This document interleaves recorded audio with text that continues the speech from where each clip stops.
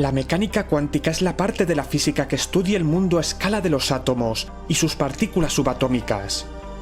Los átomos son las estructuras de las que están compuestas todas las cosas y son tan pequeños que no los podemos ver a simple vista, aunque en el último siglo hemos descubierto que el átomo se compone de partículas más pequeñas subatómicas que actúan de forma muy extraña e impredecible. Bienvenido a la mecánica cuántica. Una física que casi nadie entiende, pero que tú vas a entender hoy. Al menos eso espero. Debido a que es una física muy abstracta y difícil de comprender, muchos magos del misterio se han aprovechado de su abstracción para explicar poderes sobrenaturales de la mente, muy usado por falsos videntes y curanderos. La física clásica es intuitiva, y los fenómenos a escala macroscópica que es nuestro mundo cotidiano se pueden predecir usando las leyes de Newton y Einstein. Si dejas caer un vaso de cristal, sabemos que caerá al suelo y se romperá. Nos han enseñado la física clásica y la hemos experimentado desde niños. Pero para la física cuántica, también llamada mecánica cuántica, eso no funciona y ahora lo explicaremos. A finales del siglo XIX, muchos científicos creían que estaba todo inventado. La física de Newton funcionaba muy bien para describir los cuerpos celestes. Vivíamos en un universo determinista que se podía predecir con facilidad mediante ecuaciones. De otra manera, el científico James Clerk Maxwell realizó su teoría clásica al unificar la electricidad, el magnetismo y la luz. Eran todo parte de un mismo fenómeno. La luz solo era un fenómeno ondulatorio donde se propagaban los fenómenos electromagnéticos. Los secretos de la física quedaban resueltos. Sabiendo la posición de cualquier partícula en el universo, era posible predecir cualquier evento. Eso cambió en el año 1900, cuando Max Planck intentaba resolver el problema que presentaban algunos cuerpos al irradiar o recibir el calor. En el electromagnetismo clásico, se supone que un cuerpo debería emitir la luz en varias longitudes de onda y seguir su cambio de frecuencias hasta el infinito, conforme se calienta o se enfría. Sin embargo, esto no sucedía en la práctica. Había un límite en los resultados experimentales. Max Planck, sin abandonar la física clásica, llamó a este fenómeno la catástrofe ultravioleta. Para remediar este error, pensó que la energía que emiten o absorben los cuerpos no era continua, sino que se emitía en paquetes de información llamado cuantos o quantum. En ese momento Max Planck no lo supo, pero había descubierto la física cuántica. La luz era emitida y absorbida por unidades indivisibles de información que más adelante llamó constante de Planck. Es una proporción entre la energía de un fotón y su frecuencia electromagnética ondulatoria. Luego llegó Albert Einstein y se inspiró en Planck para demostrar que la luz se basa en paquetes de energía llamado cuantos, en el llamado efecto fotoeléctrico con el que ganó el Nobel. Incluso Niels Bohr obtuvo también el Nobel al inspirarse en el trabajo de Planck. Bohr planteó que los electrones de un átomo daban vueltas alrededor y podían ir de una órbita a otra. Al hacerlo emitían fotones que producían distintos niveles de energía cuántica.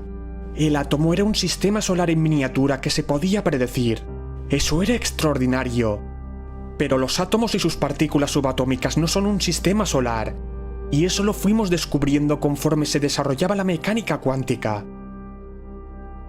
Descubrimos un montón de partículas subatómicas. Además de los electrones y protones, existían otras como por ejemplo, dentro de los protones están los quarks y gluones, partículas elementales que ya no se pueden dividir. Era evidente que había un mundo lleno de partículas, unas partículas que no eran bolitas dando vueltas, ni siquiera tienen una forma definida y pueden estar en cualquier lugar de forma aproximada imposible de predecir. Y aquí es cuando llegamos al lío.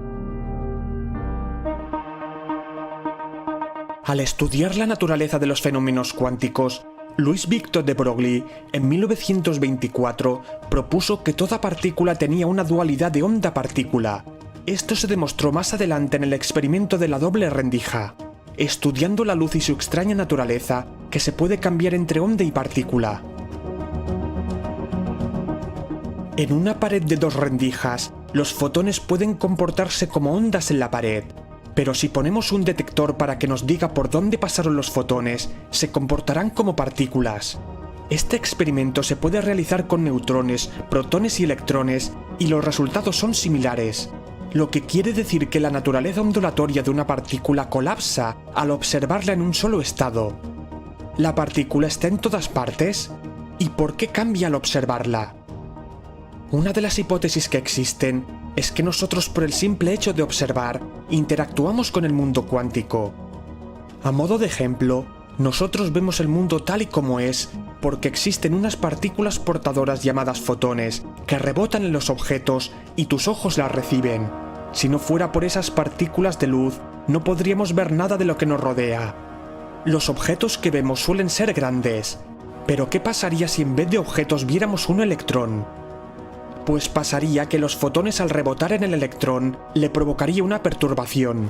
En objetos grandes, cuando rebotan los fotones, no apreciamos alteraciones, debido a que las partículas subatómicas contienen una mínima cantidad de energía. Los objetos macroscópicos están compuestos de millones de átomos y partículas subatómicas. Sería necesario que trillones de partículas se pusieran de acuerdo para ver fenómenos cuánticos en nuestra vida cotidiana. Pero las partículas subatómicas son tan livianas que cualquier acción contra ellas las perturba, incluso nuestras mediciones a través de los fotones de luz. Lo que quiere decir que en el mundo de lo más pequeño no podemos predecir nada, ya que todo está sujeto a continuas alteraciones. Lo que haga una partícula afecta a millones, incluso los posibles observadores que hubiera.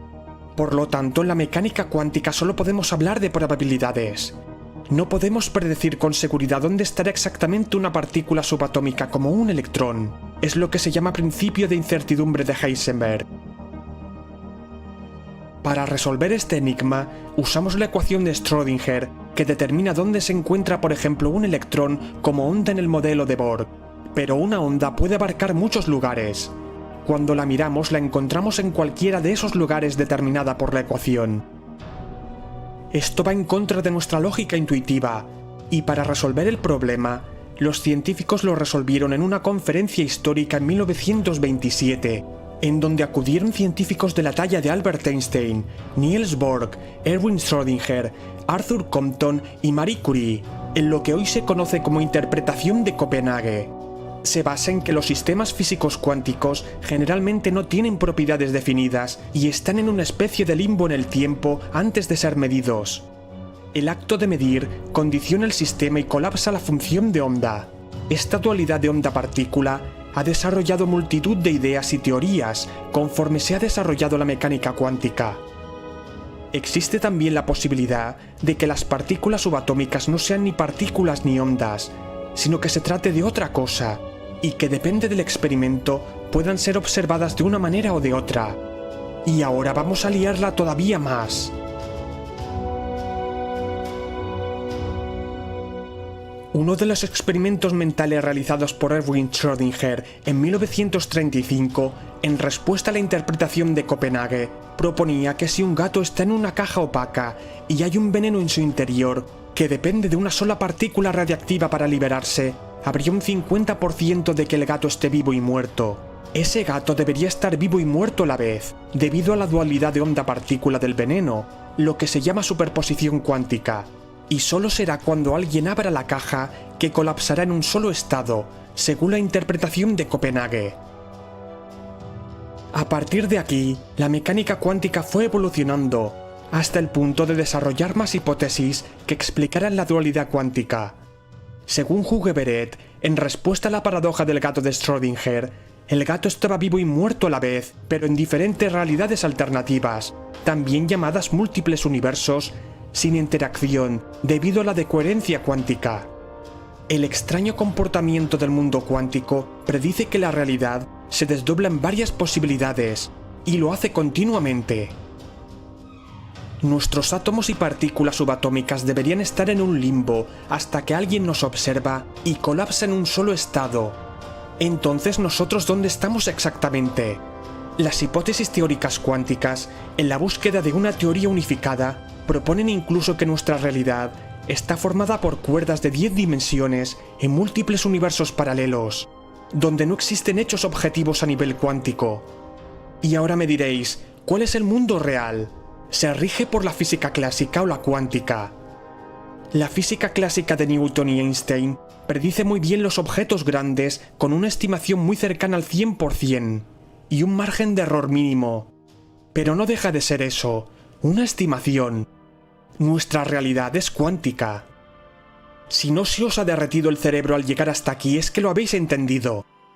A la física cuántica le debemos muchas aplicaciones prácticas, como el uso del transistor, los láseres y la fibra óptica. Usamos la cuántica en medicina, como la resonancia magnética. Incluso se están desarrollando ordenadores cuánticos y multitud de aplicaciones en nanotecnología. La cuántica forma cada vez más parte de nuestras vidas.